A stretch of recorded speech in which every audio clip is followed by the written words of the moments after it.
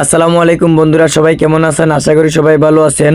সবাই তো জানেন আমি সাবান ফ্যাক্টরিতে কাজ করি, কিন্তু পুরো দিনে আমি কি কি কাজ করি এগুলাই আজকে এই ভিডিওতে তুলে ধরবো। সকালবেলায় প্রথমে আমরা প্রতিষ্ঠানে ঢুকে এই যে ফ্লোরে যে সাবানের গুঁড়োগুলা দেখতেছেন, এগুলা পুরো ফ্লোরটা আমরা সবাই মিলে পরিষ্কার করি। তারপরে আমি সাবানের যে কাঁচরাগুলা এগুলা বস্তায় ভরে সুন্দর করে এক সাইড করে রাখি।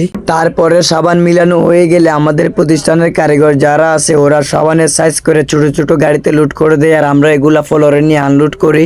তারপর সাবান শক্ত হয়ে গেলে সাবান ফিটার চামিচ হাতে নিয়ে বাড়ি দিয়ে সাবানগুলা ফিনিশিং করে দেই।